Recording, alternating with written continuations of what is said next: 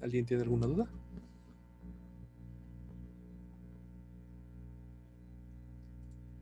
¿No? ¿Nadie? Bueno, vamos a ver. Vamos a hacer hoy, el primer método que quiero que veamos es el método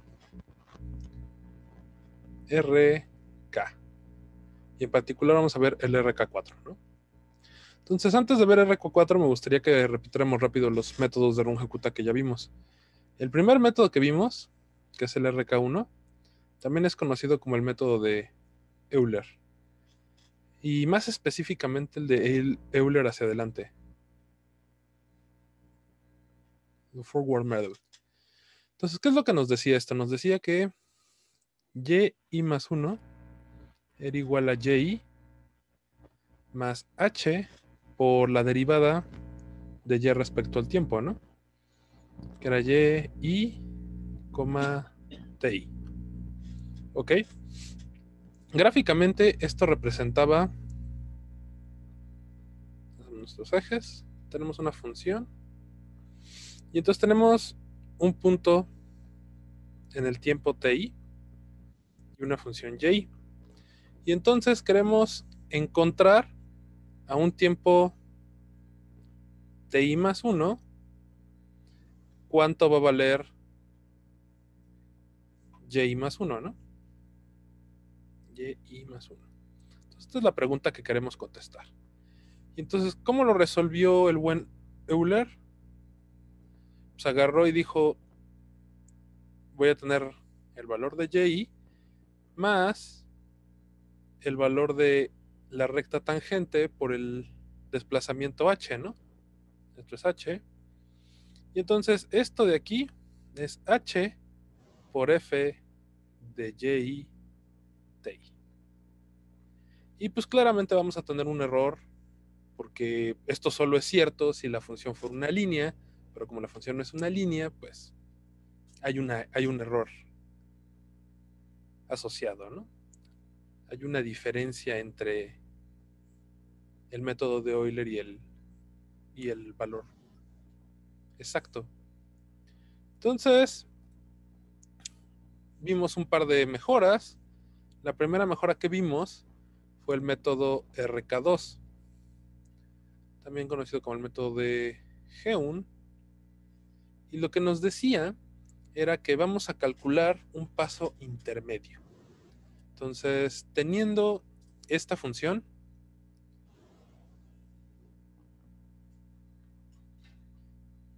teniendo esta misma función, que viene así, tenemos aquí y, tenemos acá y más 1, y entonces nos decía, vamos a fijarnos en un valor intermedio, y más un medio de h, ¿no? Y vamos a calcular el valor de este primer punto con el método de Euler. Vamos a hacerlo un poco mejor. Entonces, calculábamos ahí un primer punto, ¿no? Y teniendo este primer punto, entonces calculábamos aquí el valor de la derivada,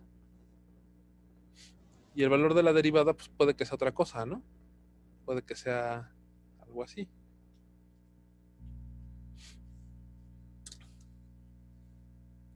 ¿Ok? Bueno, en este caso en particular sí quedó muy feo. No fue un buen ejemplo. Pero bueno. Entonces aquí calculamos el valor de la derivada. El valor de la derivada en este punto sería algo así. Entonces aquí tenemos una segunda línea, ¿no? Algo así. Y entonces lo que terminó siendo esto fue calcular la derivada como un promedio entre este valor que ya conocíamos, entre este punto aquí, y este punto rojo que habíamos calculado. Entonces, para calcular ese punto rojo, lo que necesitábamos primero era calcular un valor intermedio. Y entonces calculábamos esta diferencia, que esto lo terminábamos llamando K1, ¿no? Y a esta diferencia la terminábamos llamando K2, ¿no? Y entonces en el método de G1 teníamos que era K1, era H por F de Y y TI, y K2 era H por F de Y más K1, TI más H medios, ¿no? Si no me recuerdo. Vamos a verificarlo rápido. Y es esto que tenemos aquí, ¿no? No, el método de G1 no utiliza un punto medio. Entonces, el método de G1, vamos a corregirlo rápido, no tiene este punto medio. El método de G1, perdón, ya mezclé el método de punto medio y el método de G1, ¿no? Entonces, método de G1, calculamos aquí.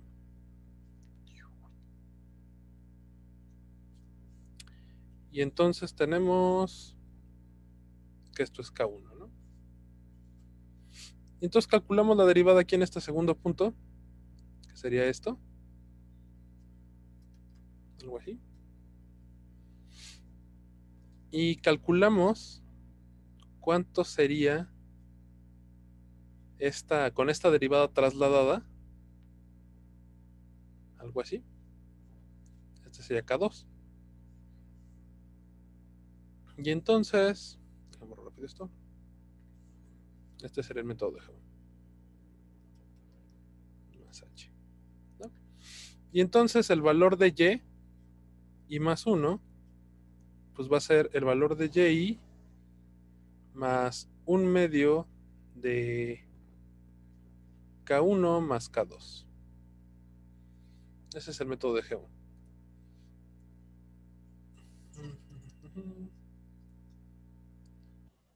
Muy bien. Acá abajo tenemos otras cosas. Es la clase de la vez pasada. Excelente. No lo hemos borrado. Entonces, en otro método del mismo RK2, del mismo método de Runge-Kutta, vimos el método del punto medio. ¿Ok? El del punto medio es el que sí tenía el punto intermedio. Este de aquí, si se dan cuenta, es el promedio entre la derivada al final del punto y la derivada al inicio del punto. Esto es lo que vale aquí. Entonces, un promedio entre cuánto valdría en el punto Y que ustedes conocen y en un punto Y más 1 artificial creado por el método de Euler. Entonces, tenemos nuestra función aquí. Tenemos aquí el TI. Y acá ahora sí vamos a tener el TI más 1. Y lo que hace el método del punto medio es fijarse justamente a la mitad, que es el TI más 1/2 de H. Y ahora sí, calcular con el método de Euler a dónde llegaría. A la mitad.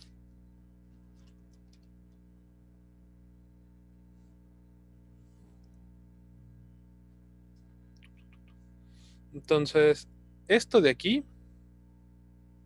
pues no es otra cosa que Y, ¿no? Que es el punto inicial. Y. Y entonces, este de aquí lo denomina K1. Y entonces, este punto de aquí este que está aquí, que es Y más K1, lo va a tomar como el punto del valor de la derivada en este punto. Y aquí va a calcular la derivada de la función f evaluada en el punto medio. Y entonces va a trasladar esta curva y lo va a bajar como si esta fuera la curva real con la que tendría que calcular todo. Entonces la toma aquí, entonces sería la curva más o menos así.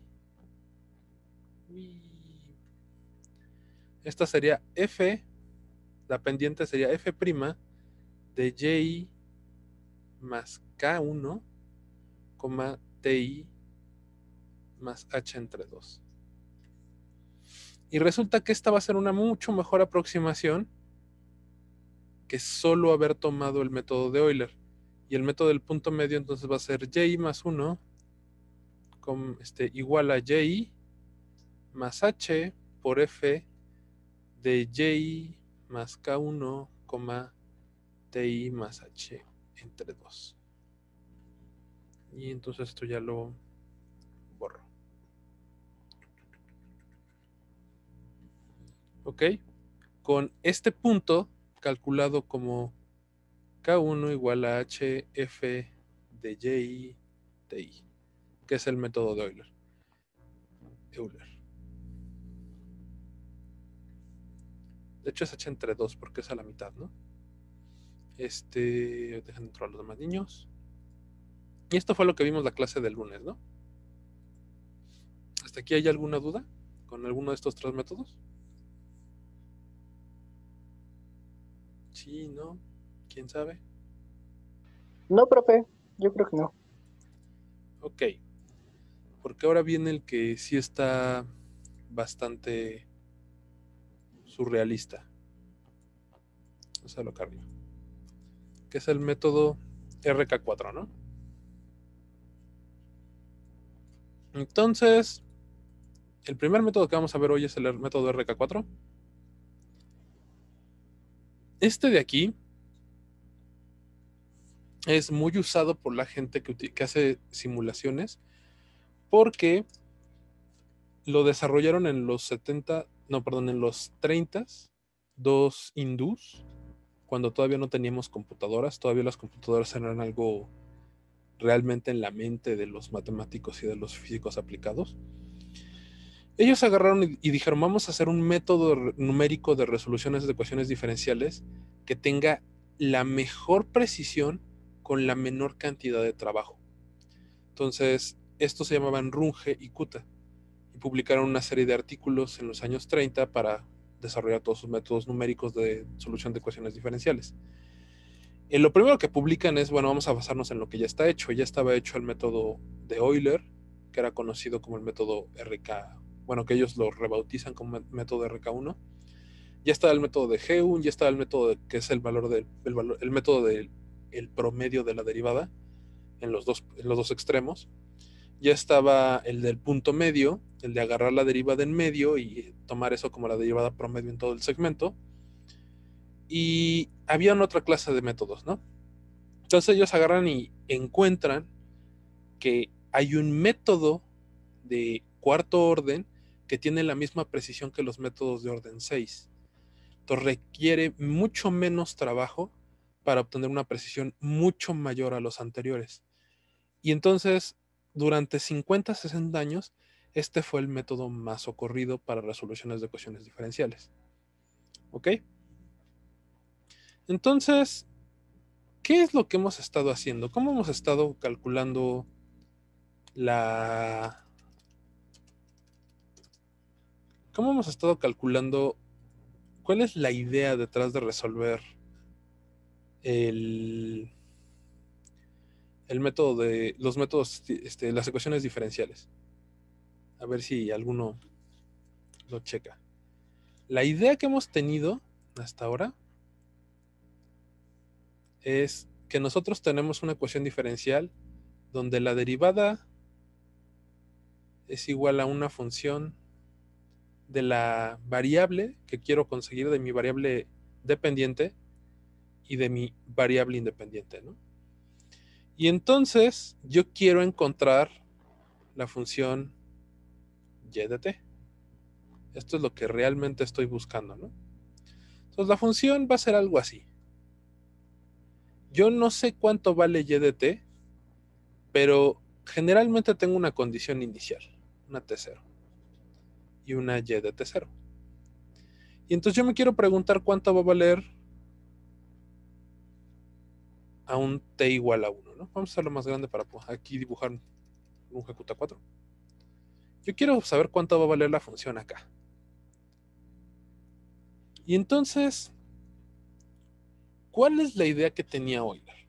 La idea que tenía Euler es, Bueno, no conozco la función y, pero sí conozco su derivada. Y si conozco su derivada, puedo calcular la pendiente de las rectas tangentes en cualquier punto, ¿no? Entonces, a mí lo que me gustaría, o lo que estamos buscando, es el valor de cuánto va a cambiar y al avanzar un delta t, ¿no? Porque esto es un delta t y esto es una delta y. Y yo quiero conocer delta y conociendo delta t. Entonces lo que estamos haciendo es aproximar delta y entre delta t como la derivada de dy en dt. Esto es lo que estamos haciendo con los métodos numéricos. ¿Sí? El problema, pues, es que esto es aproximado. Yo necesito conocer delta y con toda la precisión que yo pueda. Y eso obviamente no va a ser igual a simplemente agarrar dy en dt por el delta t, que esto es h, ¿no? Que es lo que hemos venido haciendo con Euler. Entonces, yo necesito encontrar una mejor derivada. Yo tengo la función, yo tengo la derivada en todos los puntos. Entonces yo necesito encontrar una aproximación a esta derivada que se parezca tanto como yo quiera al cambio en y. Y entonces lo que hemos estado haciendo es mapear la función alrededor de este punto, del punto que yo conozco. Empiezo a agarrar puntitos aquí, aquí, acá, y empiezo a ver cómo se comporta la función f. ¿Ok?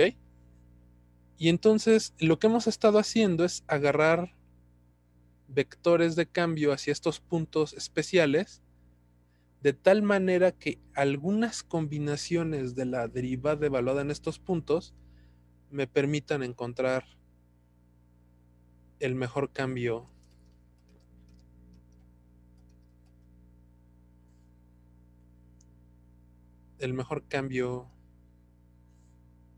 en la de y, ¿no? Eso es lo que hemos estado queriendo hacer. Pero esto es matemáticamente hablando lo que Runge y Kuta quisieron hacer. La realidad es que esto tiene un significado físico mucho más interesante, porque resulta que para poder predecir el valor en el TI, no sé por qué le puse TI4, TI más 1, y acá vamos a ponerle TI. Bueno, le bajamos en la condición inicial de 0. Para conocer el valor aquí, yo voy a tomar el valor de la derivada en un punto intermedio. Luego, en este mismo punto del espacio, mi función la voy a evaluar como si yo estuviera en otro punto de la posición. Y luego voy a tomar el promedio de la derivada en diferentes puntos temporales y en diferentes posiciones. Y voy a utilizar todos estos mapeos para obtener el mejor cambio en y. Y cuando empiezan a ver qué significado físico tiene cada uno de estos términos, empieza a perder sentido los métodos Runge-Kutta. ¿Vale? Entonces, ya que les expliqué más o menos cuál es la idea matemática y que físicamente es algo bastante extraño, pues vamos a ver qué es lo que Runge-Kutta dijeron que era, ¿no? Entonces, vamos a tener el método K1. K1 va a ser la derivada evaluada en y ti. Y eso, pues si no más recuerdan, es el método de Euler. Con esta derivada se van a mover. De hecho, a mí me gusta ponerle la h aquí. Depende del autor y del libro que están leyendo. Porque si yo le pongo la h aquí, ya estoy considerando el cambio. Ya tiene unidades de distancia. ¿Ok? La K2 la vamos a medir en un punto intermedio. Esta va a ser el valor de la derivada evaluada en y más K1, ti más h entre 2. Y si no me recuerdo es K entre 2. Si es K1 entre 2.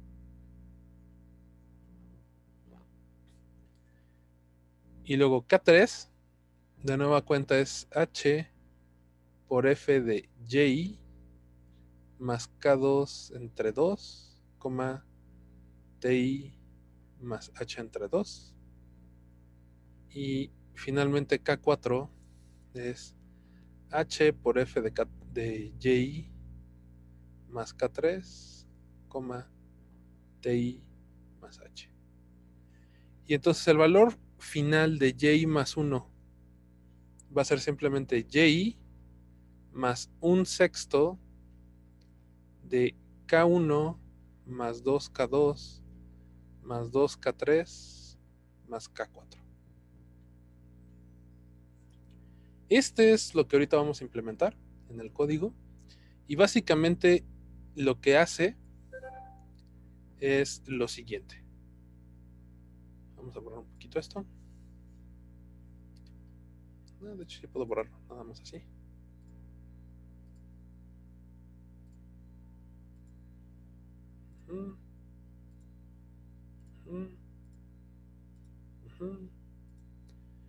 Y, entonces, con el primer paso, vamos a ponerle colorcitos. El primer paso lo vamos a hacer en rojo, ¿vale? Lo que hacemos es, calculamos la derivada aquí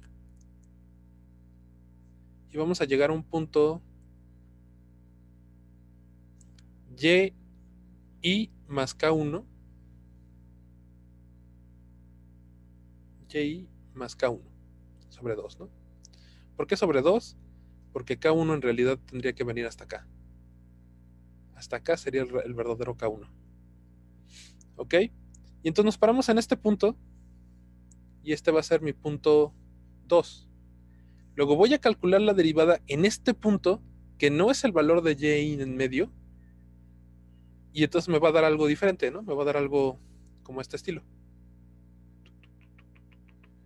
Y entonces esta derivada, vamos a agarrar otro color que es el azul. Esta derivada la voy a trasladar hacia abajo y me va a quedar aquí. Y entonces voy a llegar al tercer punto, este de aquí.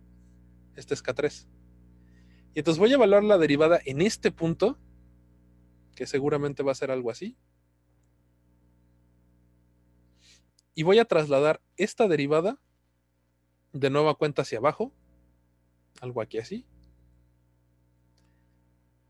Y este va a ser el K4, que es el que tiene de colores, ¿no?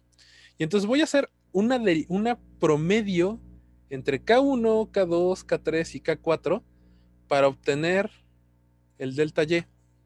Esto de aquí es el delta Y.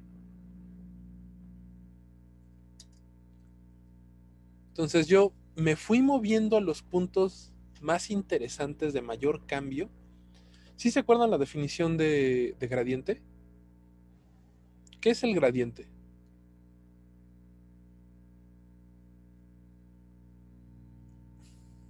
El vector que apunta en la dirección de mayor cambio. En una función en 3 dimensiones es el vector en el que es el vector en la dirección del mayor cambio a partir del punto de que yo estoy parado, ¿no?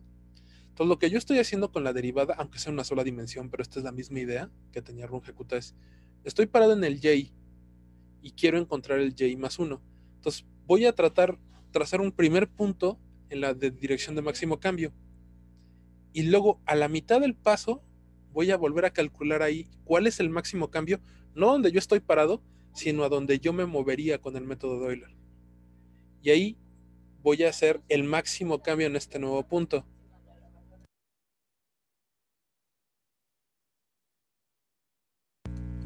Y entonces calculo aquí un segundo punto y en este segundo punto vuelvo a mapear el gradiente y calculo un tercer punto.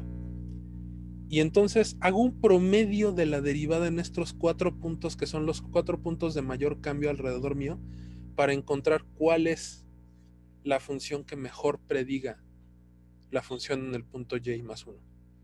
Aquí siempre que doy esta clase me encanta llevar ahí una cosita como para que vayan moviendo y se den cuenta cómo es este mapeo de la derivada alrededor del punto de interés. Y al final, esto es lo que tenemos que programar. Entonces, vamos a darle. Al final los 2 y los... El que sea 2 veces K2 y 2 veces K3 y que sea entre 6 tiene algo que ver. Sí. ¿O por qué el por 2 no se pone en cualquier otro de los casos? Ok. El por 2, sí, en realidad, el 1 entre 6 es porque yo voy a tener 6 cachitos de delta K, ¿no? Digo, de delta Y. Este K1 es un cachito, este K2 es otro cachito, este K3 es otro cachito, este K4 es otro cachito. Cachitos calculados de este estilo, ¿no? Mi querido Diego. Sí. Entonces, como en total tengo 6 cachitos, pues le voy a dar un sexto. Ahora, ¿por qué tengo un 2 y por qué? Porque aquí tengo 2 y aquí tengo nada más 1 y 1. Tiene que ver porque cuando calculamos K2 y K3, los calculamos en el punto a la mitad. Y finalmente estos coeficientes están diseñados para que al sumar estas 4 derivadas, el error no solo no sea de orden 4, sino que no sea ni de orden 5, que sea de orden 6. Entonces, estos coeficientes en el artículo original de Runge-Kutta literalmente es porque hicieron un desarrollo estilo de serie de Taylor y le pusieron los coeficientes adecuados que minimizaban el error. O sea, para así decirlo, es lo que permite que solo hacer 4 cálculos y para llevarlo a orden 6, ¿no? Para llevarlo a orden 6. Entonces, esa es la razón. Son los coeficientes adecuados para eliminar el error. ¿Te acuerdas como cuando hicimos para calcular la derivada? Que agarrábamos los coeficientes adecuados para el f del i más 1 menos f de i menos 1. Cuando calculábamos la derivada entre 2h. Sí. Entonces, agarrábamos los coeficientes adecuados para que, órale, se trabó mi máquina, para que el error sea mínimo. Es lo mismo que estamos haciendo aquí. Bueno, es lo mismo que hicieron Runge-Kutta. Entonces, agarran los coeficientes adecuados para que los términos de orden superior se vayan eliminando. Y de ahí salen. ¿Vale? Si quieren, ahorita lo hacemos para los otros dos. El de Runge-Kutta lo intenté dar una vez así todo detallado con el artículo. Me tomó 2 horas y creo que los terminé aburriendo cuando era más importante que supieran la parte física, ¿no? Físicamente, ¿por qué hicieron esto? ¿Qué tenían en la mente estos dos matemáticos cuando desarrollaron el algoritmo? Entonces, o sea, pero en resumen es agarrarse como 4 puntos representativos de delta Y y ya, Ajá. ¿no? Agarras Bueno, en el que estás parado y agarras 3 puntos alrededor de máximo cambio. Y entonces sacas la dirección de movimiento adecuada con eso. entonces sí le creemos porque no es necesario que lo desarrolle. No, es bastante aburrido. Entonces, vamos a agarrar el método de Huen, que es el de RK2, y ese lo vamos a agarrar como base para RK4, ¿no? Entonces, vamos a quitar, bueno, dejamos el método de Euler, por si, nada más para que vean qué tan bueno es. Entonces, el K1, pues es H por F de... perdón, no estoy compartiendo mi pantalla. Ya tenemos Spider abierto, copiamos el método de Heun, y el K1, pues es el método de Euler, ¿no? Ahí no hay mucho que hacerle. El K2 tenía que ser F en Y más un medio del delta Y más un medio de H en la T, ¿no? Entonces, pues vamos a calcularlo así. Y más K1 entre 2 más TI más H entre 2, ¿no? Que si se dan cuenta es como un medio del método de G1. Luego el K3, pues también era H por F de Y. pasó ahí? De Y más K2 entre 2, coma TI más H entre 2. Y finalmente el K4, pues es, porque está H y porque está F mayúscula, el H por el F de Y más K3, TI más H. Y ahí está. Y bueno, finalmente ya podemos calcular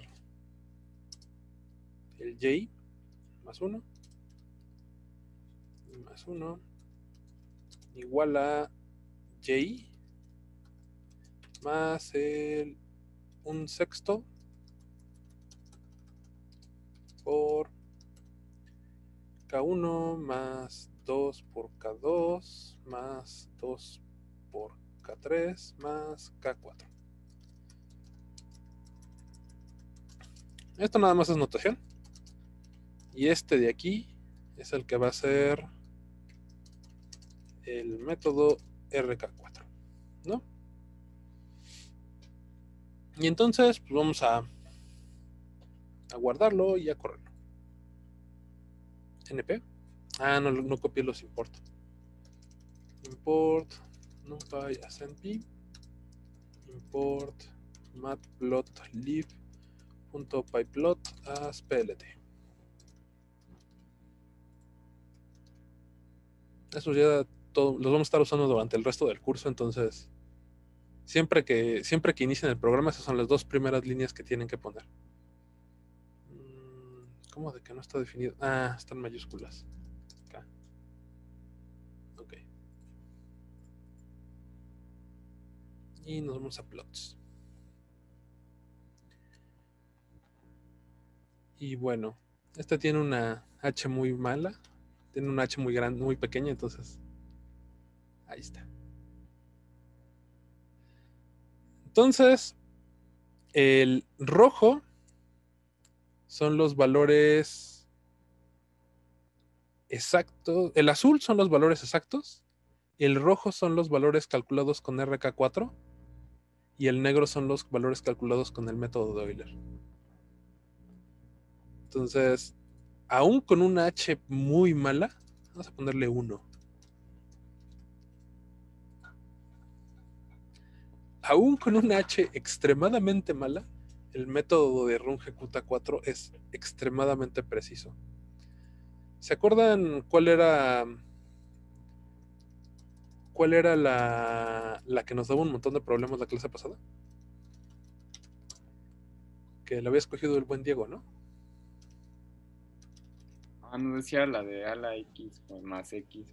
Ajá, más X, ¿no? Y entonces la solución, ¿cuál era? ¿La solución real? No, entonces no fue esa, creo que fue la de igual a Y cuadrada, ¿no? ¿Qué vamos a hacer Y cuadrada? Y cuadrada. ¿Y O cuál sea, era la sería solución? ¿Se acuerdan? menos X, ¿no? Bueno, uno entre una constante por uno menos T o algo así. Era menos 1 entre T menos 1, ¿no? Algo así era. Ya no me acuerdo. No, esa está muy fea. No sé la de la exponencial.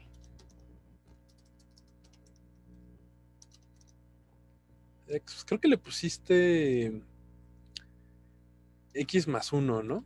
Y entonces la solución era np.exp de X más X, ¿no? Algo así habías dicho, Diego. Sí, ¿no? Que esta era la función y Sí, esta era la derivada. creo que sí, algo así habíamos hecho. Pero era con Y, ¿no? Pero ya no me acuerdo si no fue Era esa T, para ¿no? Era T no, y T. Y que ni Euler ni Geon eran buenos, ¿no? ¿Sí era algo así? Sí, ¿no? Sí, creo que sí fue otro. Entonces, sí, que G1 se quedaba todavía como a la mitad, ¿no? ¿Sí se acuerdan? Entonces, aún con esta exponencial, con una exponencial, el que el error se propaga de manera exponencial, el método RK4 sigue siendo extremadamente bueno. Digo, el método Euler, conforme van aumentando la H, pues también se va volviendo bueno, ¿no? Pero la idea del método RK4 es que aún con una H muy grande, la precisión es bastante cercana, casi para cualquier función que ustedes requieran. ¿Qué funciones no van a ser así? Existen unas funciones que se llaman las funciones stiff, las funciones rígidas, que no van a poder ser resueltas con el método RK4. Para eso lo vamos a ver la primera clase regresando en el 5 de enero. Ahí vemos funciones stiff. Ya nada más para terminar la parte de ecuaciones diferenciales. ¿Vale? Entonces, ¿alguna duda con método RK4? ¿De cómo funciona, de cómo se programa? Es relativamente sencillo. De hecho, este de aquí es la comparativa con Euler, ¿no? O sea, realmente solo son 2 líneas de código más que el método de G1, 3 líneas de código más que el método de Euler, y tiene 4 órdenes de magnitud más de precisión. ¿Vale? Entonces, si no hay dudas, quiero ver soluciones de ecuaciones diferenciales de orden superior, porque esos 2 métodos también se van a utilizar un montón. ¿Hasta aquí alguna duda? ¿No? Que hablen ahora. Ni uno. ¿No? Muy bien. Entonces, ya vimos 4 métodos para resolver E2, pero todos los que vimos eran de primer orden, ¿no? A ver, creo que hay una duda en el chat. No, no hay dudas. Excelente.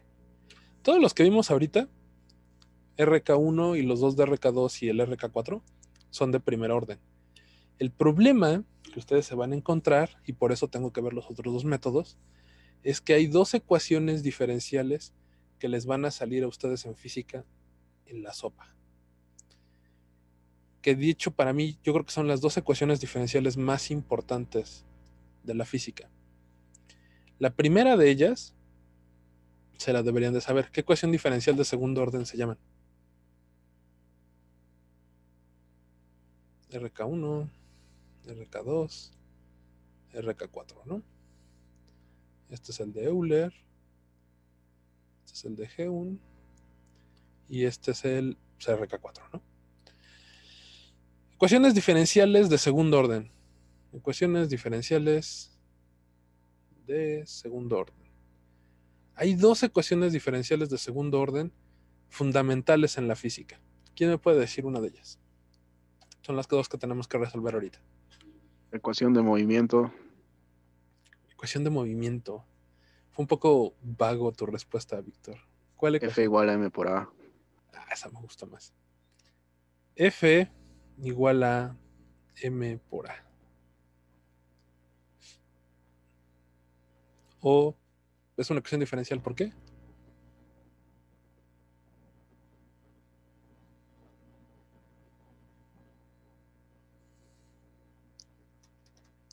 Pues porque aquí tengo una segunda derivada, ¿no? Entonces resulta que esta es la que quiero resolver ahorita, que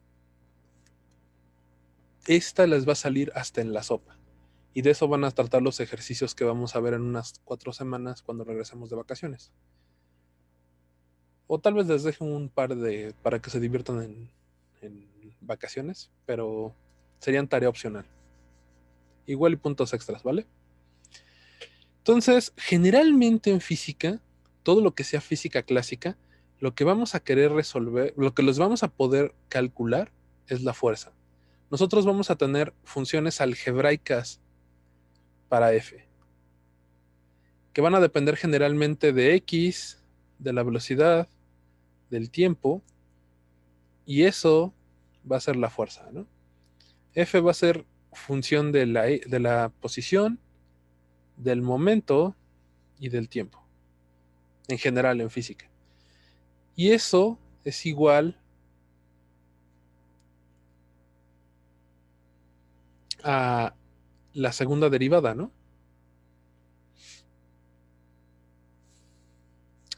¿Cómo resolverían esta ecuación diferencial? Esta de aquí. ¿Cómo la han resuelto hasta ahora? Pregunta para ustedes.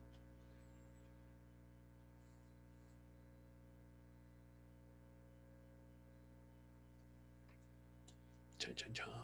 Pues como que uno de las que llego a usar fue un truquito como de multiplicar por un factor y ya así se puede integrar. O la otra era hacer un cambio de variable y hacerle un sistema de ecuaciones de primer orden. Muy bien. Entonces, lo que generalmente hacemos y la manera en la que lo vamos a hacer en este método de soluciones de ecuaciones diferenciales es vamos a introducir una variable auxiliar. El momento, ¿no? Y el momento, ¿cómo está definido?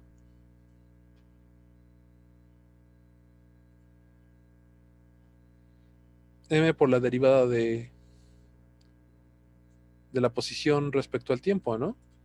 Y entonces voy a tener dos ecuaciones diferenciales. La del momento y la de la fuerza, que es la derivada respecto del momento, ¿no? Y entonces yo transformo una ecuación diferencial ordinaria de segundo orden en dos ecuaciones diferenciales de primer orden, ¿no? Y ahora, ¿cómo creen que vamos a resolver este sistema de ecuaciones? Pues el primer método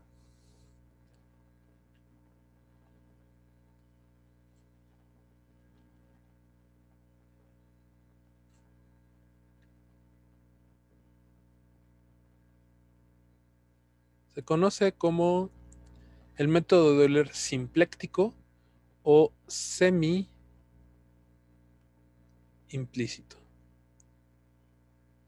Cualquiera de estos nombres con cualquiera de estos dos nombres lo van a encontrar en la literatura. ¿Y qué es lo que vamos a hacer? Pues vamos a resolver primero la ecuación para la velocidad y vamos a decir que el momento PI está muy feo. Vamos a ponerlo con colores. Vamos a resolver primero la ecuación PI más 1 igual a PI más H por la derivada de X respecto de T. Perdón, la derivada del momento. Más F de XY, coma PI, coma TI. Y luego vamos a resolver la segunda función. Pero la segunda función es una que ustedes deberían poder resolver muy fácil y nos va a quedar que XY más 1 va a ser igual a XY más H entre M por el P y más 1. Entonces, ¿por qué se llama semi-implícito? Bueno, esta de aquí arriba es una función explícita. Esto de aquí es explícito. Explícito. ¿Por qué es explícito? Porque la derivada, el siguiente punto, el punto PI más 1, depende de puras variables en el tiempo TI. depende de XY, depende de PI, depende de TI, depende de PI. Entonces, yo puedo calcular el siguiente punto conociendo solo las variables del punto en el tiempo en el que estoy. Pero esta de acá se conoce como una función implícita. ¿Por qué implícita? Porque yo necesito conocer el valor del momento en un tiempo futuro. Esto de aquí es el momento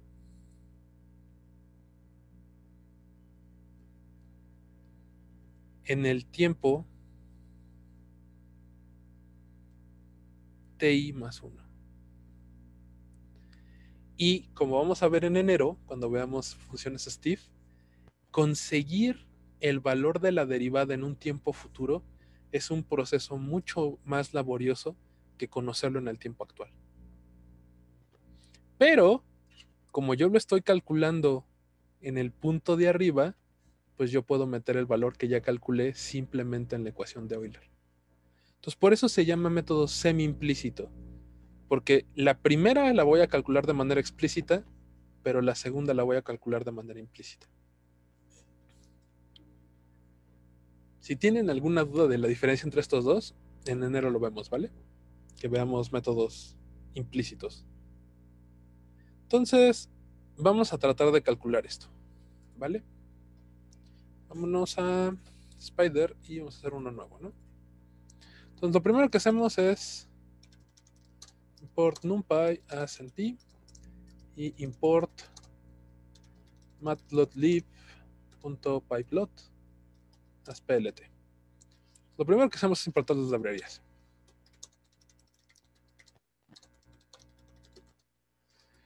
Lo segundo que vamos a hacer es definir la fuerza. ¿Qué problema se conocen ustedes la fuerza? Oscilador armónico. Sí, pero ese se los iba a dejar de tarea. Uno más sencillo.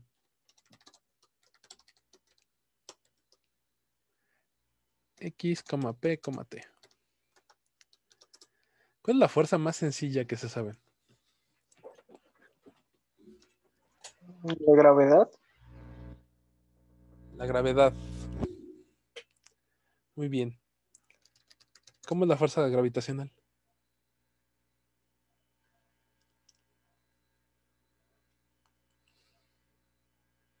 Chan, chan, chan.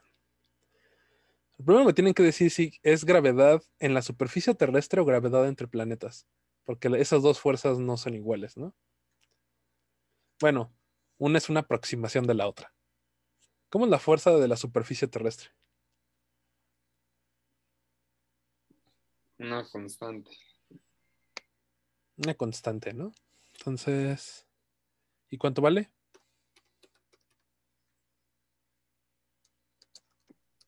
Pi al cuadrado. Ah, alguien te dio buena clase de mecánica. ¿Con quién tomaste mecánica? Con Nettel se llama. Nettel, no me suena, pero sí, una muy buena aproximación a la gravedad es np.pi. Muy bien. Y entonces en vez de ponerle X, vamos a ponerle Y, ¿no? Y. Y entonces vamos a decir que esto es FY. Muy bien. Cuando importas variables, como aquí estás importando pi, ¿no puedes elevar al cuadrado directamente? Sí.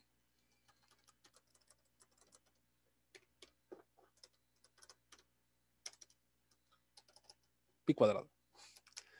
Me faltó el menos, ¿no? Menos pi cuadrado. Muy bien. Entonces, vamos a dar las condiciones iniciales. Y0, ¿a qué altura quieren que esté? 10 metros. A 10 metros, ¿no? Muy bien. ¿Y cuántas condiciones iniciales necesito?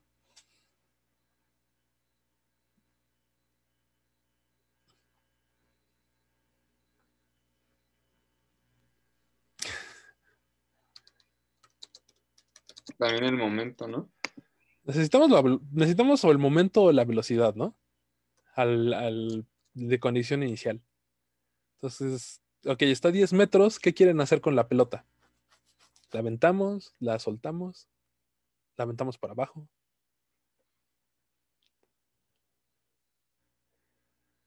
La dejamos caer.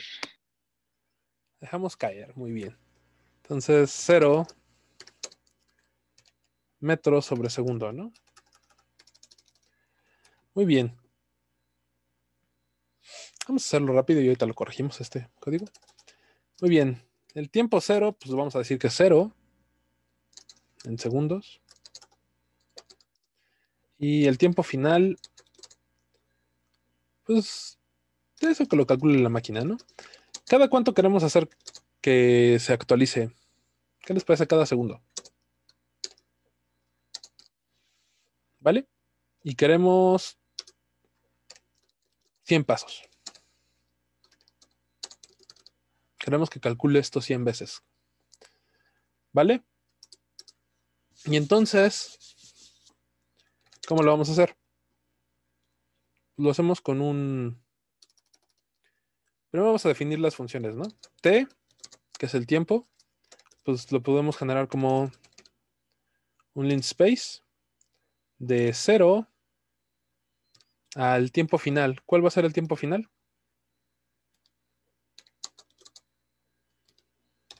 N O sea, por H, ¿no? tiempo inicial más h por n, ¿no? Tiempo final. Y para que sean equidistantes, pues que me los genere con n más 1, ¿no? ¿Sí? ¿Sí o no? Sí. Muy bien.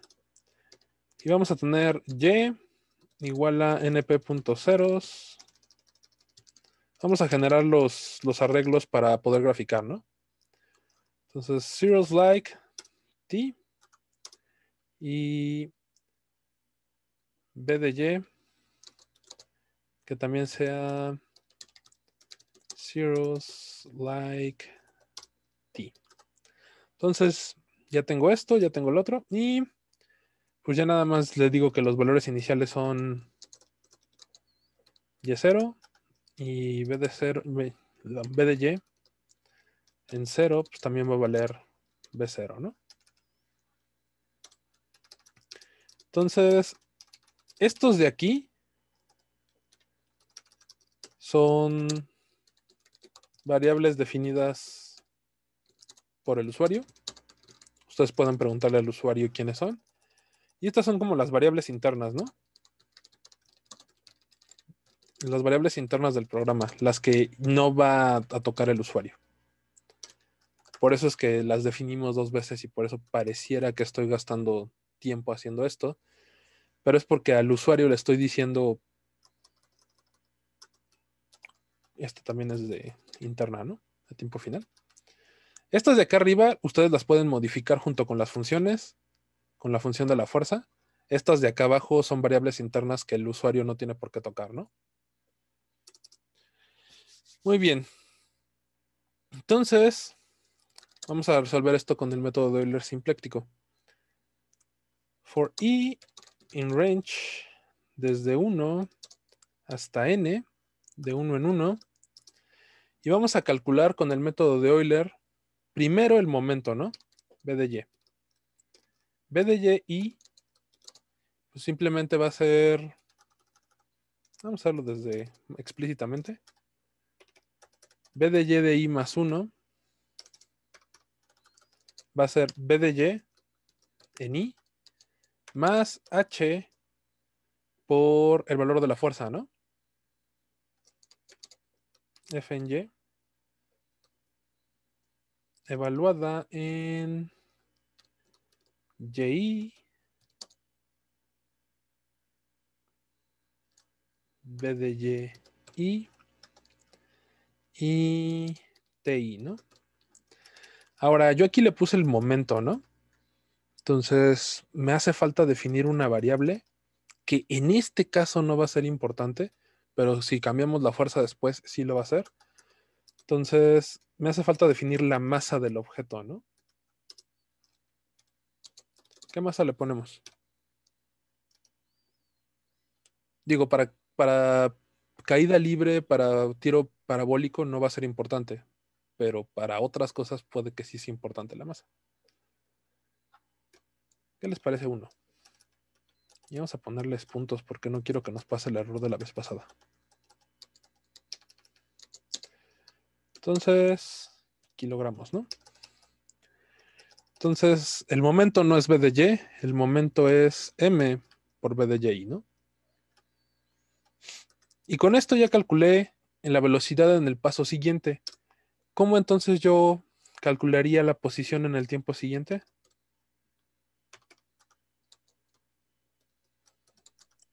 No está mal nuestra definición de B de Y, porque estamos definiéndola como igualito a Y. ¿Dónde lo estoy definiendo igualito a Y?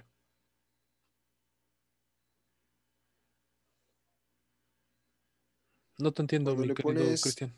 cuando usas el ceros like, lo expresaste igualito. ¿No hay algo mal ahí? Lo único que estoy haciendo es crear una lista, un arreglo, un vector, con el mismo, con puros ceros, con el mismo tamaño que T. Fue lo único que hice. Ah, vale, gracias. ¿Seguro? ¿Seguro que sí? Sí, sí. Es que la verdad no me quedaba, bueno, no me queda muy claro nuestro uso del ceros like. Creo que es como para, así como inicializas en algún momento una variable, Ok. ahorita estás inicializando una lista, ¿no? Voy a crear otro código. Este nada más es prueba de zeros like. Save as. Siempre que tengan duda de cómo funciona algo, es bueno que se detengan ese instante y vean qué es lo que está haciendo, ¿no? Entonces vamos a hacer T, un arreglo que te parece que sea 1, 2, 3, ¿vale? Y entonces vamos a definir x igual a np.zeros like t. Y vamos a decirle que nos imprima los dos, ¿no? Print t y print x. ¿Qué va a hacer este código antes de correrlo? ¿Qué crees que va a hacer, Cristian? Nos va a imprimir la lista T, que es ¿Qué? la 1, 2, 3, y Ujú. nos va a imprimir una lista con 3 elementos que van a ser los 3 del 0. Ok. Hay que importar NumPy, ¿no?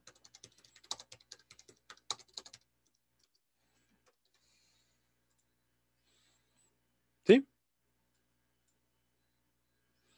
Ojo, esta de acá arriba es una lista definida dentro del código de Python base. Esta de acá abajo es un tensor en una dimensión. Se van a comportar de la misma manera, van a actuar de la misma manera, pero estrictamente hablando no son iguales, porque este de acá abajo es este de arriba es una lista, este de acá abajo es un arreglo, un tensor en una dimensión. Esa es la única diferencia, pero se van a comportar exactamente iguales. De hecho, lo hemos estado utilizando como si fueran exactamente lo mismo, ¿no? Sí, profe, gracias. Porque son casi lo mismo. Pero estrictamente hablando son dos estructuras diferentes. Este es Euler Symplectic. Ok, Todo lo que hemos visto para listas funciona igual con estos tensores, ¿no? sí, Puedes popear y puedes hacer lo que quieras. sí, sí, todo funciona exactamente igual. De hecho, yo generalmente cuando hago códigos en Python, transformo todo lo primero que hago es transformar todas las listas a arreglos.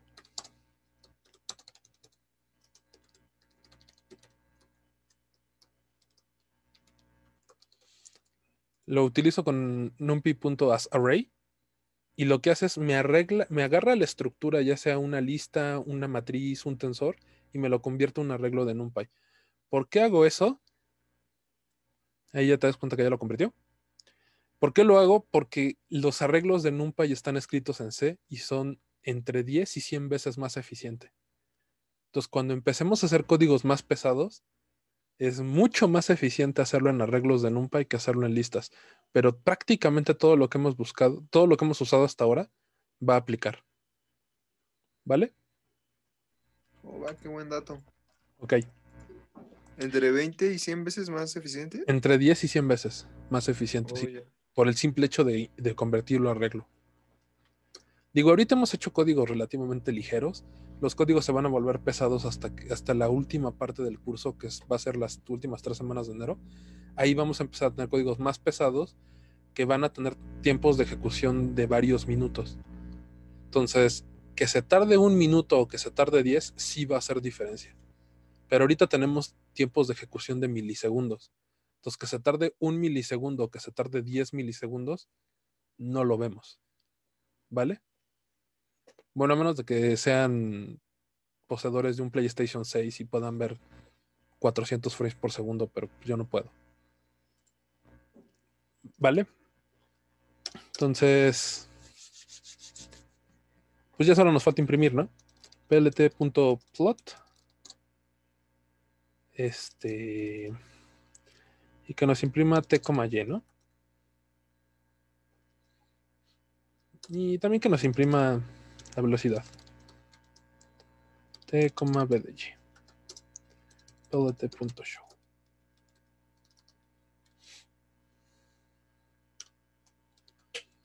Entonces lo guardamos. ¿Y por qué me está marcando error? Undefined B0. Ah, faltó b de y. ¿Y este error qué es? Ah, claro. plt. Y lo corremos. Y pues sí está cayendo, ¿no? Pero pues esto realmente no me representa el tiro parabólico, ¿sí? ¿Cómo modificarían este código para que me representara correctamente el tiro parabólico?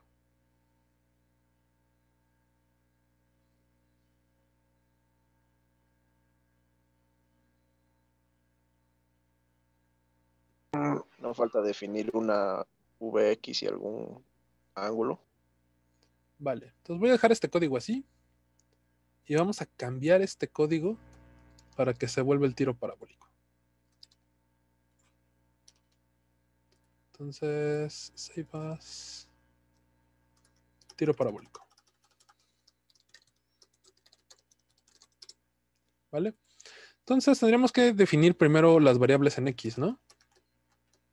Que sería X0, que le vamos a poner ahorita 0. Y B de X0, que le vamos a poner velocidad en X. ¿Qué velocidad en X le ponemos?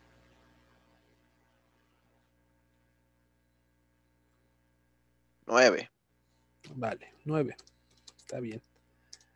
Me agrada esa iniciativa. 9 metros por segundo. 9 metros por segundo es poco o es mucho. Pregunta para ustedes que son físicos. Bueno, casi físicos. Pues Usain Bolt corre a 11 metros por segundo, entonces pues más o menos. Está bastante rápido, ¿no? 9 metros por segundo probablemente es lo que yo podría aventar una pelota de fútbol. Son algo así como 40 kilómetros por hora, ¿no? Bueno, no sé. Ahí vamos a hacerlo. Ahorita lo vamos a ver. Está bien, ya tengo la posición en X, ya tengo la posición en Y, ya tengo la velocidad en X, ya tengo la velocidad en Y. ¿Qué más tengo que agregar aquí? Para que poder graficar el tiro parabólico. No dijimos que nos faltaba un ángulo. No necesitas un ángulo. ¿Quién te mintió y te dijo que necesitas un ángulo?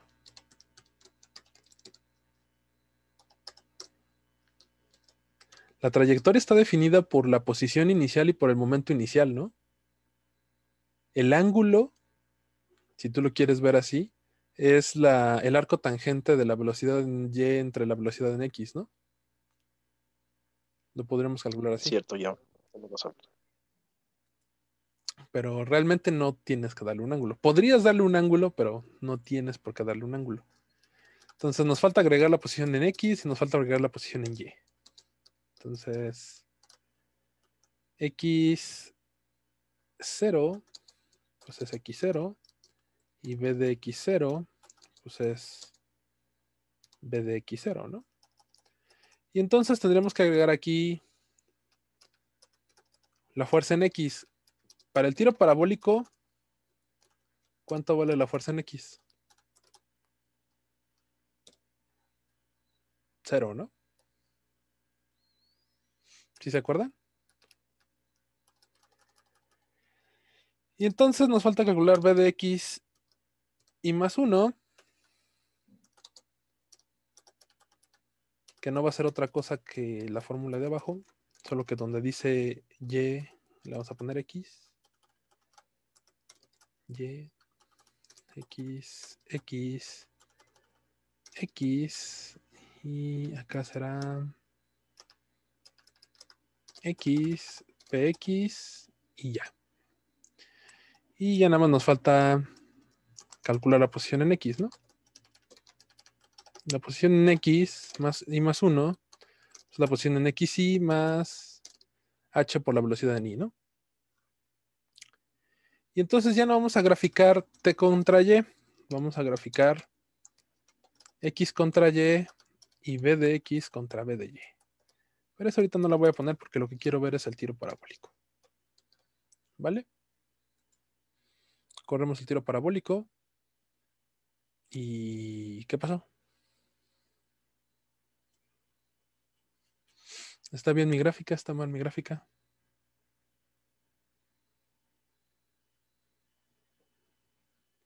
¿Ustedes qué dicen?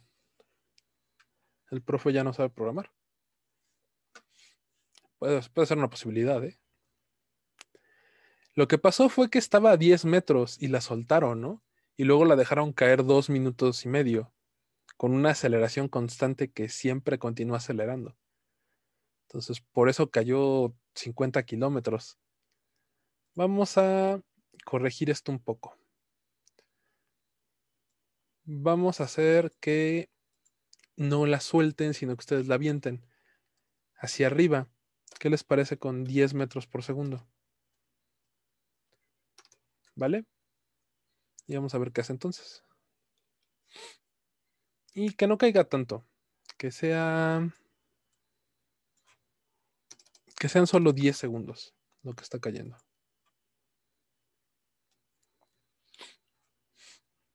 ¿Qué pasó? Pues de todas maneras siguió cayendo, ¿no? ¿Cuánto cae una pelota cuando ustedes la sueltan? En un segundo.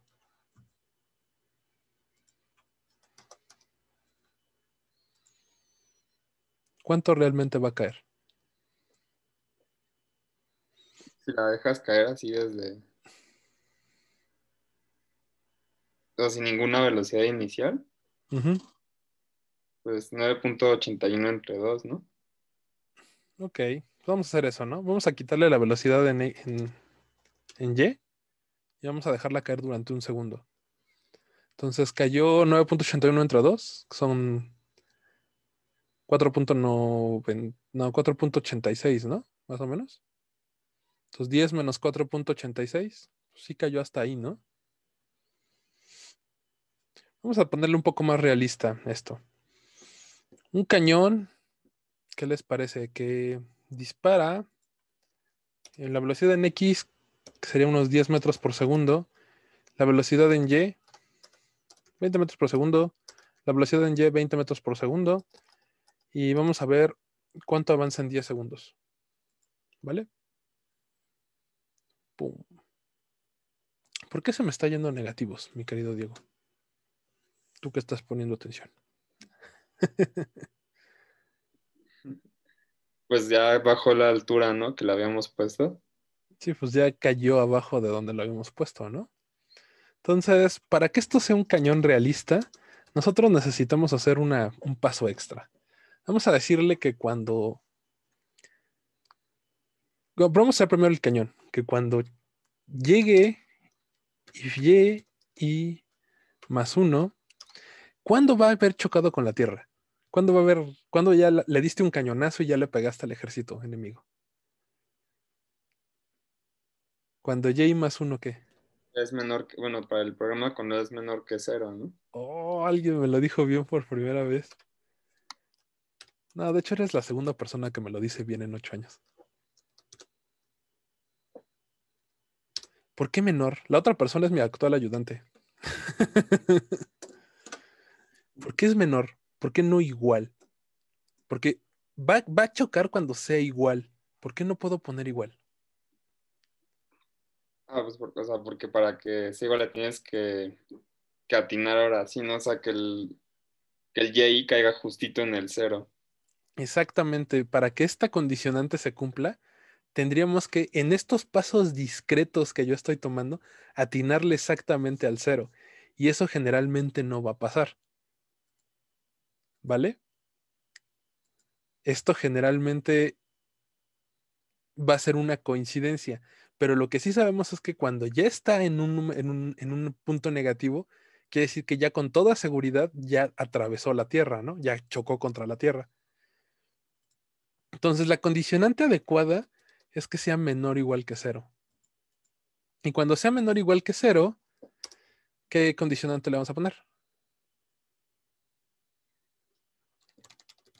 Pues Vamos a vamos a decir, ponerle el break, ¿no? Así vamos es. a ponerle break, que lo detenga, ¿no? Vamos a correrlo. ¿Y qué fue lo que pasó aquí?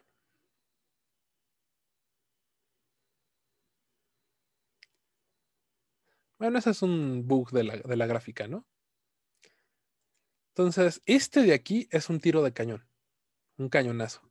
Lo aventaron con 20 metros sobre segundo en X y 20 metros sobre segundo en Y. Entonces, esto de aquí es un ángulo de 45. No se ve de 45 porque la imagen está distorsionada. No tengo la misma escala en X y en Y, pero el ángulo debería ser 45. Va a viajar y va a caer. ¿Ok? Pero imagínense que no son tan violentos, que en vez de ser una bala de cañón, fuera una pelota. ¿Qué haría una pelota al chocar con el suelo? Rebotar. Rebotar. ¿Y qué significa rebotar? Ir amortiguando, ¿no? La velocidad con la que cayó se hace negativa. Se hace negativa. ¿Negativa de qué? Pues del valor que tenga en ese momento, ¿no?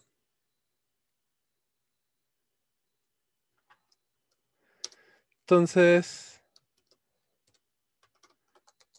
este código de aquí va a invertir el signo de la velocidad en Y y va a sacarme de la tierra la pelota, ¿no? Así, si ya se metió, que me la empuje para arriba, ¿vale? Este es el clásico corrección que hacen los videojuegos. Cuando ustedes van cayendo y la simulación los deja atravesar el suelo, por un instante se ve que el monito está con las patitas abajo del suelo y luego como que el juego los bota hacia arriba. Eso es exactamente esta línea de corrección. Todos los que han jugado videojuegos han visto algo así, ¿no? ¿Y por qué este igual a 0 el Y? Para que Para que te saque al nivel de la Tierra. O sea, haya que si es negativo, te saque. ¿Y entonces qué es lo que le pasó a la pelota? Rebotó, ¿no?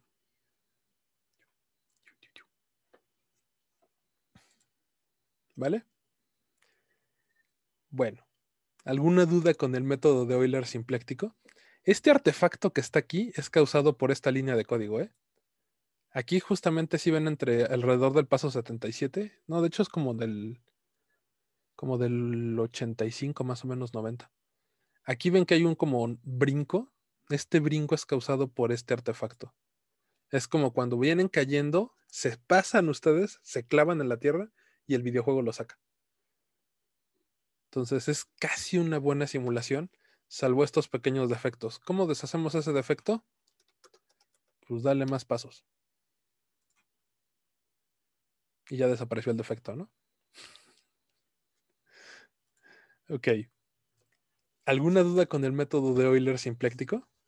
¿Cómo se resuelve una función de la fuerza con con esto? Sí, ¿no? Muy bien. Entonces vamos a ver el último método que vamos a ver en el año, el último método numérico. Profe, ¿Qué pasa? ¿puedes quitarle algunos pasos para ver cómo se hace más evidente el error? Sí. Teníamos 0.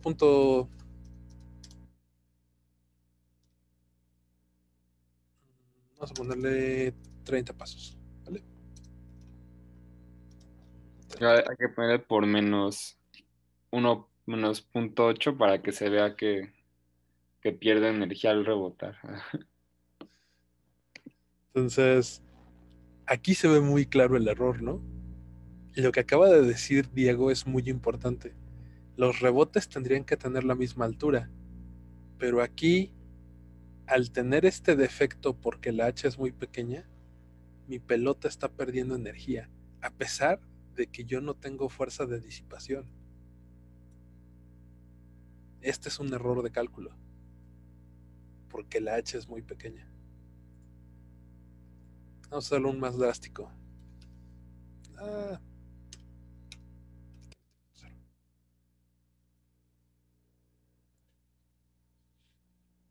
No, pues si le pongo un H de 30, pues estoy muy... no hizo nada. Un H de 1, de 1 segundo exacto. Viene, sale el tiro parabólico, cae, pero aquí ya cayó a 0. De seguro cayó mucho más abajo que 0. Entonces cuando me lo regresa a 0, pierdo energía y rápidamente se disipa. No porque exista una fuerza disipativa, sino porque mi algoritmo de simulación es muy malo para el paso tan grande que le estoy poniendo. ¿Cómo podría mejorar esto? En vez de usar método de Euler, tal vez debería utilizar yo método de Geun, de RK2, o tal vez método de RK4. El problema de usar método RK4 es que necesito que integren 2 veces, y la segunda integración es muy compleja. Entonces, por eso suelo decirles que no hagan método RK4 aquí. Por eso les recomiendo el método de Euler simpléctico. Y si quieren un método de mejor precisión, es el método que sigue. Pero el Euler simpléctico, siempre y cuando le den una H lo suficientemente bonita, ¿cuánto es bonita? 0.1, un orden de magnitud menor. Y aún así tengo pérdida de disipación de energía, ¿no? De hecho, aunque le dé todavía uno mayor, voy a seguir teniendo disipación de energía.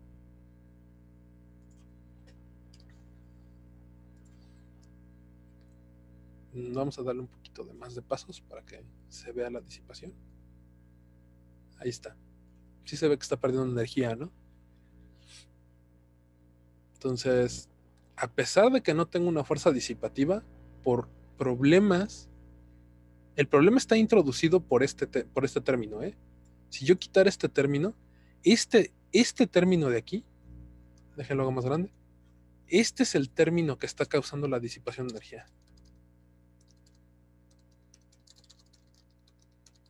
Si yo quito este término, el problema debería desaparecer.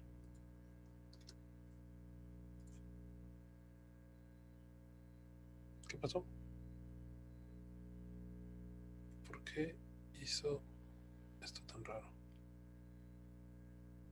¿Por qué aquí se fue para los negativos? Qué chistoso. Ah, ya se pasó del otro lado.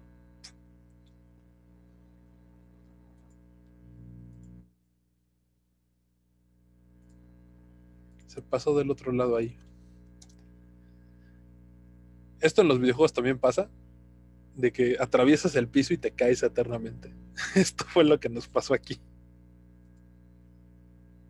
Ahí está. Entonces, estos dos términos son los que están causando la disipación de energía. Los dos términos del choque.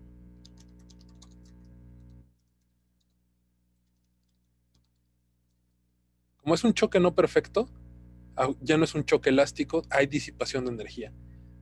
Estos dos términos están causando la disipación de la energía.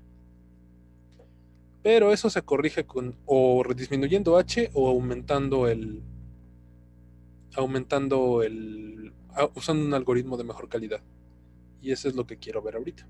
un algoritmo de mejor calidad. Entonces, hay otro método que se utiliza todo el tiempo. Para que se den una idea, justo la semana pasada fue el congreso de la Material Research Society, y este algoritmo lo utilizan prácticamente todos los resultados teóricos que se presentaron la semana pasada. Y se conoce como el método de Verlet. Y ahorita voy a explicarles por qué se utiliza Verlet en vez de utilizar otra cosa. Entonces, tenemos una ecuación diferencial, que es que la fuerza es igual a m por la derivada, la segunda derivada de tiempo de la posición, ¿no? Y entonces, ¿ves algo? ¿Hay alguien en el chat? Ok. Entonces, Verlet agarró y dijo, yo quiero calcular R en T más H. T más delta T. Se ve bien eso. Vamos a borrarlo, vamos a ponerle la T bonita. Oh, se está trabando mi máquina, qué feo. T más delta T. Y entonces dijo, vamos a expandir esto en serie de Taylor. ¿Vale? Cuando expandimos esto en serie de Taylor, esto nos queda R de T más, vamos a hacer la notación de una vez de las H's. Más H por R punto de T más H cuadrada sobre 2 por R 2 puntos de T. ¿Sí? Y más términos de orden superior, ¿no? Y luego dijo, vamos a fijarnos en RT menos H. ¿Les suena conocido esto? RT menos H, R' de T, más H barra cuadrada sobre 2, R 2 puntos de T, más términos de orden superior. Y esto lo vamos a hacer 0. Y luego agarró y dijo, ¿qué pasa si yo sumo estos dos? Pues voy a tener que R de T más H es... ¿Por qué no me borró lo que quería borrar? Más R de T menos H es igual a 2R de T más H cuadrada R b' de T, ¿no? Y entonces yo puedo calcular esto como R de T más H igual a 2 veces R de T menos R de T menos H más H cuadrada por la segunda derivada de T. Esto ya lo habíamos hecho, ¿no? Este es el de para calcular la segunda derivada por el punto central, si se acuerdan, ya habíamos obtenido esta fórmula. Pero aquí no estoy interesado en la segunda derivada, sino estoy interesado en el punto R de T más H. Y entonces, traducido esto a código, sería R de I más 1 es igual a 2 veces R de I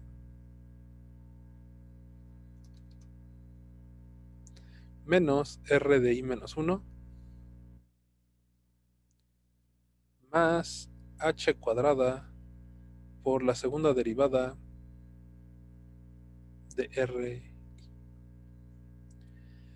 Y esta segunda derivada yo la puedo calcular mediante la fórmula de la fuerza, ¿no? R de I dos puntos, pues no es otra cosa que la fuerza dividida entre la masa de RI BI, o bueno, en vez de B, del momento I de I. Y entonces con eso llegamos al algoritmo de Berlet. El algoritmo de Berlet nos dice que la posición de la partícula en el paso I más 1 va a ser RI, perdón, 2 veces RI menos RI menos 1 más H cuadrada entre M, la fuerza evaluada en RI, PI, TI.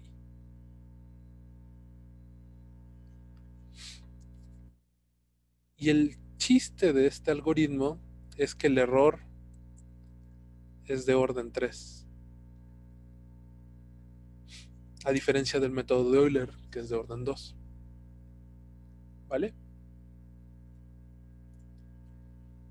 Entonces, ¿por qué es importante el método de Berlet? ¿Por qué se utiliza en simulaciones físicas aún más que RK4, o por lo menos a la par que RK4? Cuando calculamos la posición en el método de Euler, ¿de quién era función la posición? Aquí está, en rojito. La posición del punto I más 1 está en función de dónde estaba yo parado, el punto I, y de qué momento yo tenía, ¿no? ¿Qué velocidad tenía yo?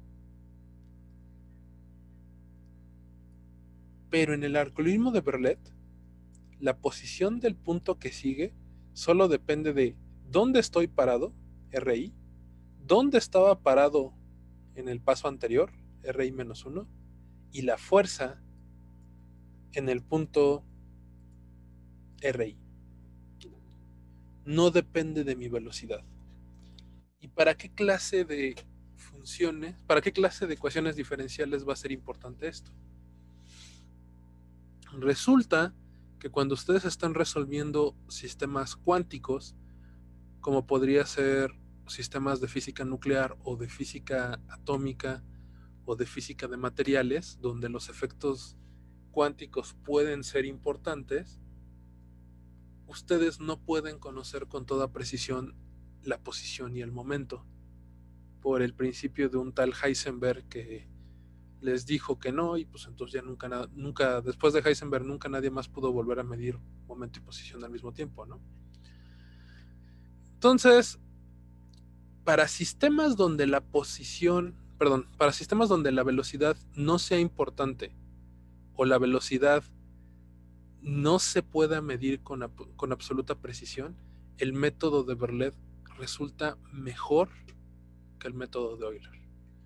Entonces, el algoritmo de Berlet lo van a estar ustedes encontrando en simulaciones de casi cualquier cosa que tenga efectos cuánticos.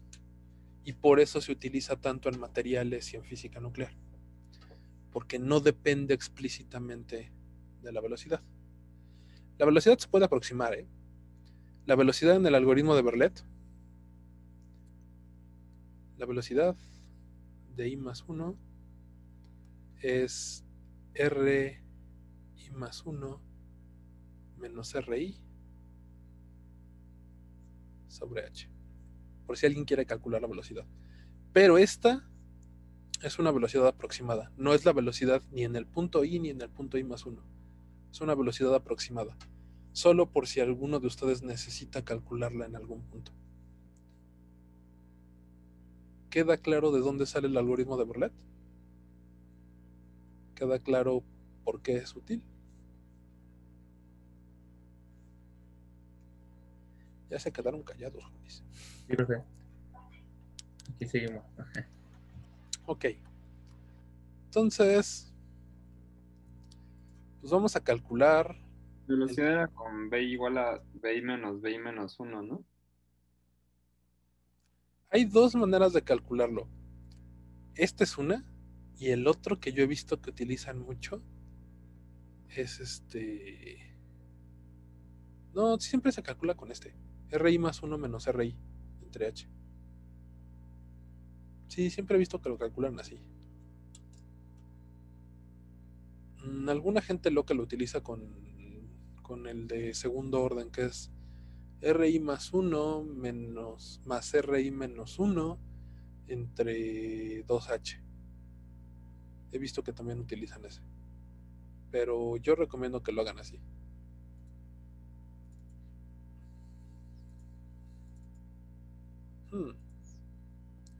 Ok.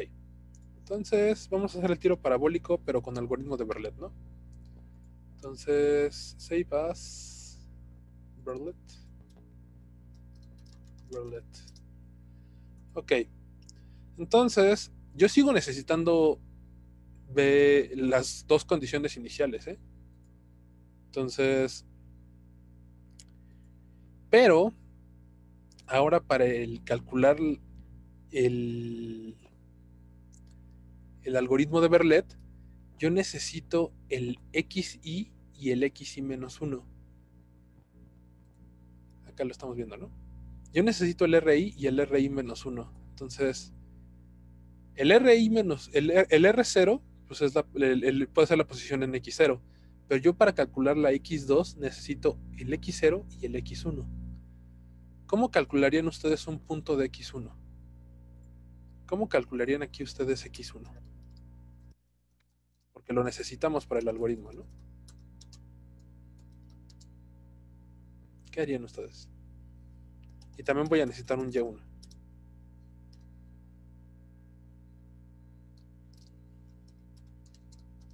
¿Cómo calcularían el X1 y el Y1?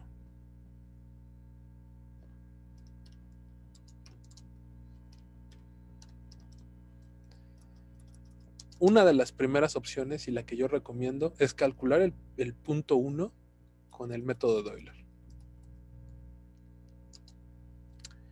Esa es una de las opciones. La otra opción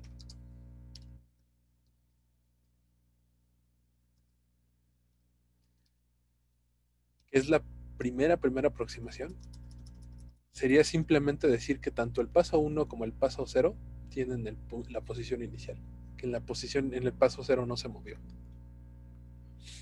Pero si tienen una velocidad inicial muy grande, eso puede meter mucho ruido. Entonces, para generar el paso 1, recomiendo utilizar el método de Euler. ¿No tiene que estar la velocidad arriba del X1? No se rompe el código, si no. ¿Cuál es el X1? No te estoy entendiendo, mi querido. Ah, ya primero definimos X1 y después definimos BX. Ah, no, ya, nada. Ok.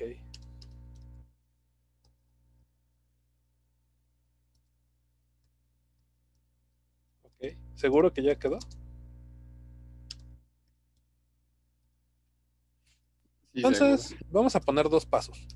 Y entonces, el paso I más 2, bueno, el paso I más 1, va a ser el paso I,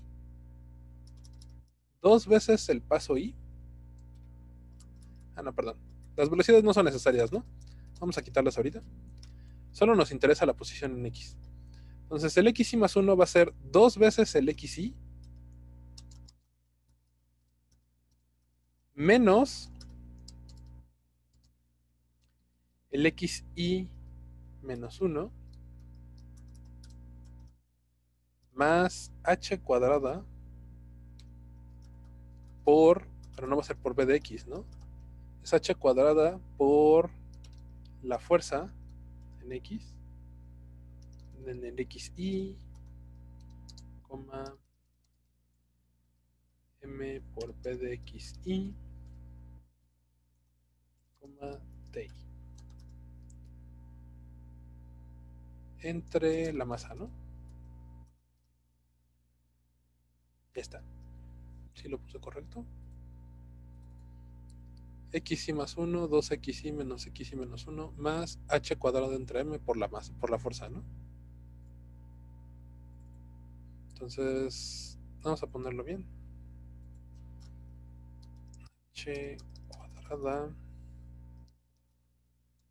entre M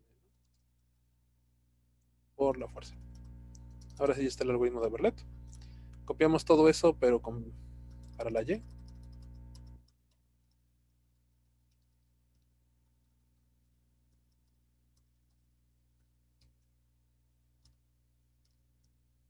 Y más 1, 2x, 2y, y más 1, f de y, m de b de y. ¿Vale?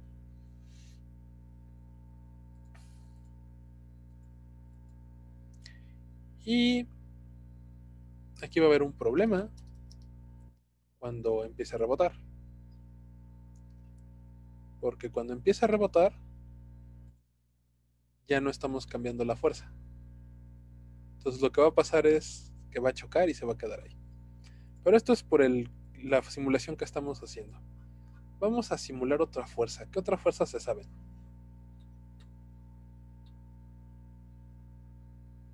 Que no sea el tiro parabólico. Gravedad de planetas. Híjole, ese lo quería yo dejar para enero. Ese requiere más instinto de programación. ¿Qué les parece el resorte? Vamos a quitarnos las cosas de Y vamos a resolver solo el resorte en una dimensión. ¿Vale?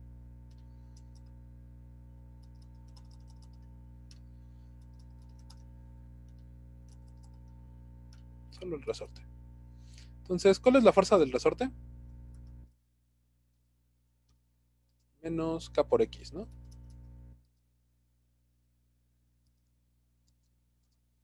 ¿Qué constante de resorte quieren meterle?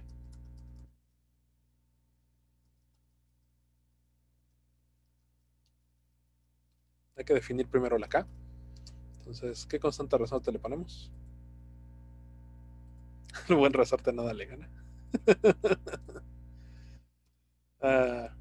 Constante de resorte, jóvenes.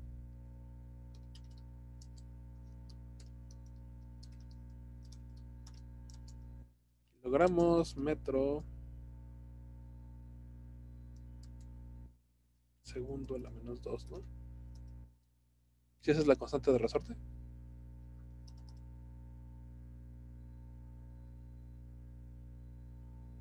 Así es. ¿Sí?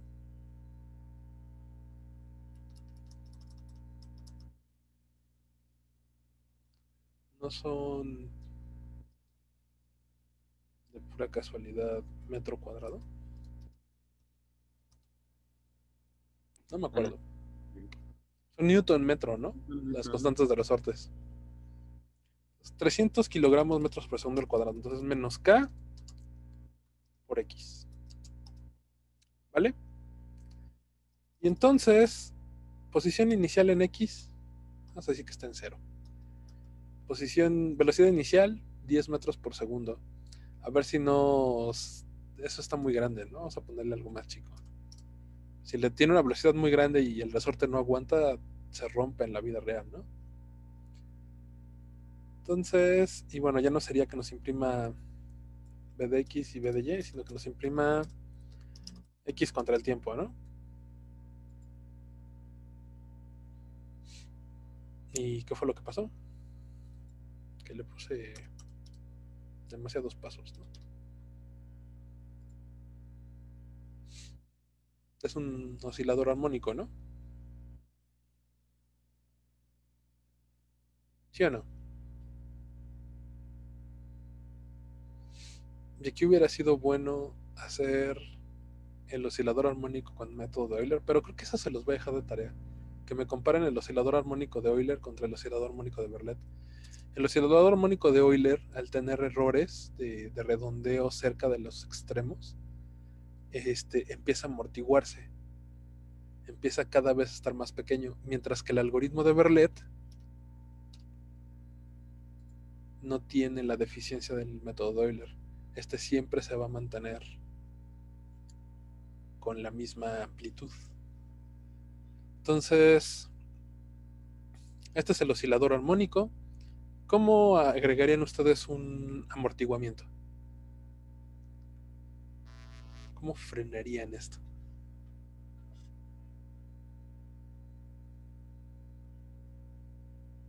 Es con un término que mide la velocidad en la fuerza, ¿no? Muy bien. Entonces vamos a hacerlo con una variable auxiliar. Entonces,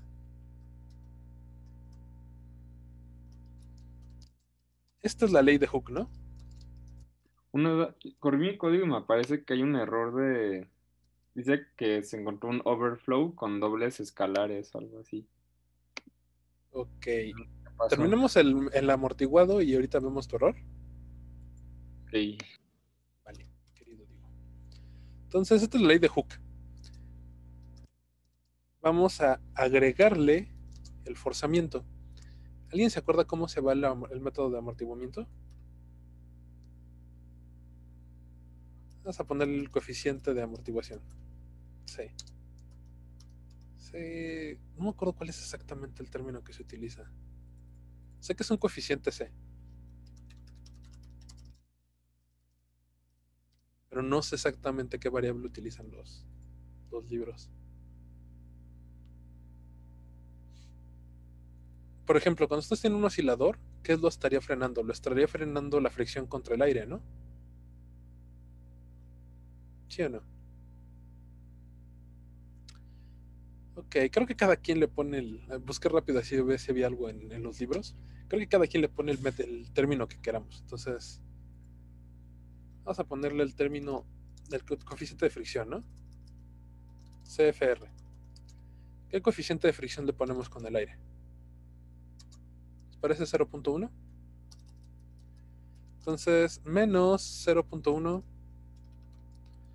por ¿quién va multiplicado?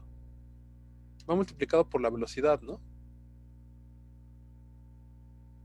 Y es un término que siempre se opone a la dirección de la velocidad. Entonces, si se está moviendo en el eje positivo, tiene que ser negativo. Si se está moviendo en el eje negativo, tiene que ser positivo. Siempre tiene que ir frenando, ¿no? De ahí sale el signo menos. Ahí la duda que tengo es, ¿lo ponemos lineal con la velocidad o lo ponemos como la velocidad al cuadrado? ¿Ustedes qué dicen?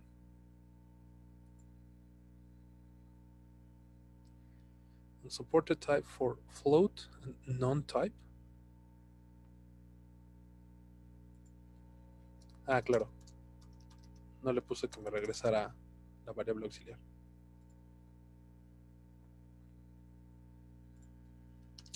Si está disminuyendo,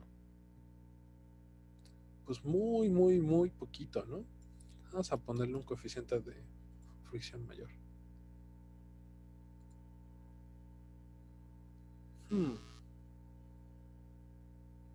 Ah, claro, no estoy actualizando PDX. Mi error. PDX y más 1. Quedamos que era BDX y menos BDX y menos 1 entre H. Ese fue error mío. Si nunca estoy actualizando la velocidad, pues la velocidad siempre es 0, ¿no? Porque yo la definí como ceros acá arriba. Entonces necesito ir calculando la velocidad para ir pudiéndole meter el coeficiente de fricción.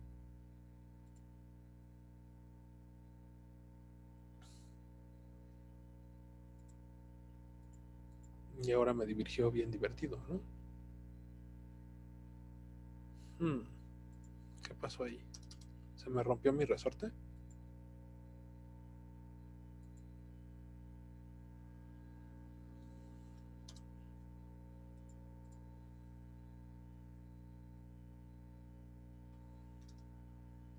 No es que no estaba viendo que BX, que no BX es con X, sino con BX. Ah, tienes razón. Sí, tienes razón. Sí, ¿por qué está pasando? Ya, ahora sí ya nos quedó. Gracias, mi querido Diego. Igual ya vi mi error. Lo único que me está sacando de onda es que en el código de ahí está con range de 1 a n. Yo le puse con una n y me dijo que estaba fuera de rango. De 1 a n te marcó error. Ujú. Ya con 1 a n de n-1 ya me lo marcó bien, pero no sé por qué si está igualito otra vez. Le pusiste el n más 1 en el InSpace. No, se me fue ese n-1 ya. Ya.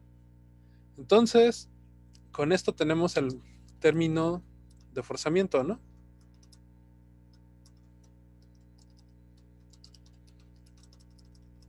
Esta es la ley de Hooke. Este es el término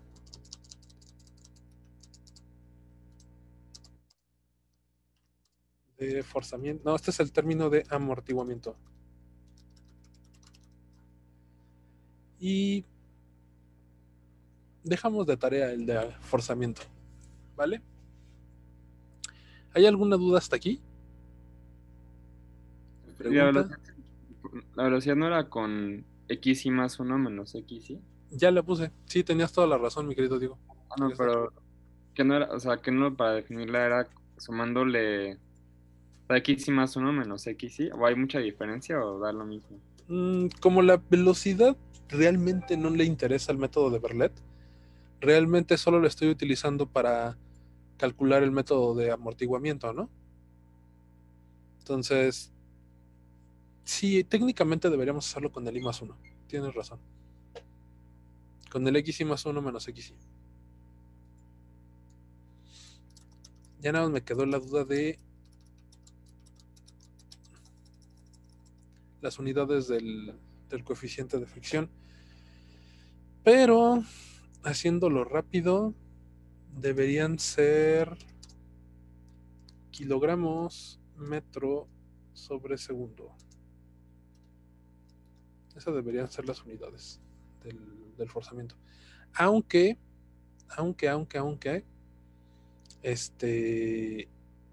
esto es porque yo puse que iba como el momento.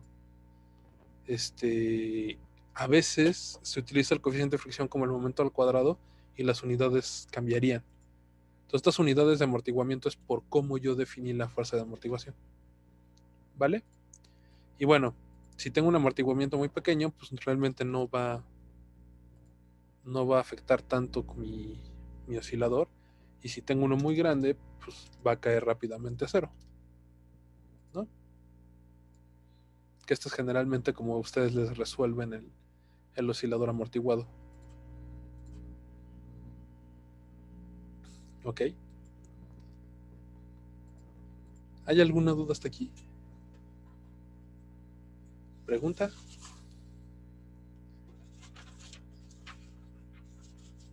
¿No? No, profesor. ¿Cuál, Diego? Tú sí dijiste que sí. Ah, no, que ya ninguno. Que ya con Ok. lo del más uno ya. Bueno, yo tengo que terminar hoy mi reporte anual. Quiero dejarles una tarea examen para...